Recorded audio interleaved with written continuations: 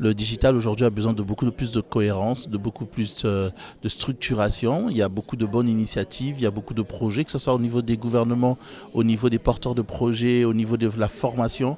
Je pense que le défi, c'est de faire de telle sorte que toutes ces initiatives, toutes ces bonnes pratiques soient au service du développement. Les infrastructures restent la priorité. Il y a quelques infrastructures qui sont mises en place, mais on voit bien que la robustesse n'est toujours pas au rendez-vous.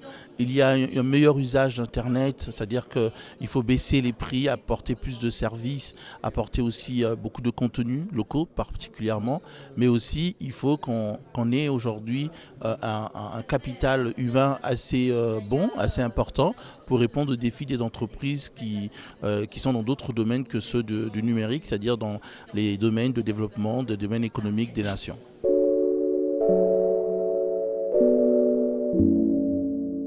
Notre démographie en Afrique en général et dans nos pays particulièrement étant croissante depuis quelques années, on aura du mal à atteindre le plein emploi. Ça c'est clair. Donc il faut beaucoup plus d'entrepreneuriat, beaucoup plus d'initiatives privées, personnelles, des projets portés par les jeunes.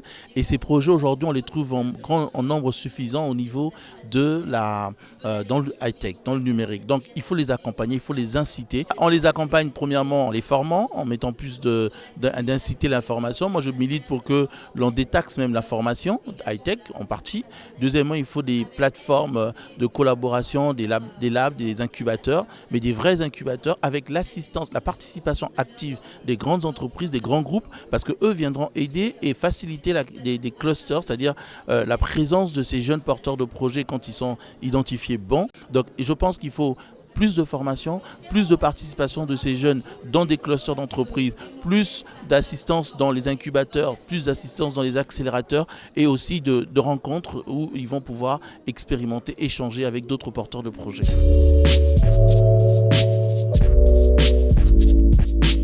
Aujourd'hui, le challenge pour l'administration publique, c'est la coordination générale, c'est la cohérence dans les projets qui sont menés. Au Congo-Brazzaville, nous venons de lancer le schéma directeur où on va essayer de mettre des priorités dans chacun par rapport aux projets qui existent et ceux qu'il faut mettre en œuvre. Et il y a aussi une coordination mutuelle, consensuelle entre tous les acteurs des systèmes d'information de l'administration publique. Une des batailles pour les politiciens qui va aider notre secteur, c'est la décentralisation. Il faut qu'aujourd'hui, qu'on décentralise un peu les pouvoirs centraux pour les ramener au niveau régional afin qu'ils mènent des projets, qu'ils portent des projets et qu'ils aient les moyens de leur politique. Qu'il y ait des politiques régionales décentralisées pour le numérique, pour l'entrepreneuriat, afin de pouvoir voir ces pays, ces villes, ces départements se développer aussi.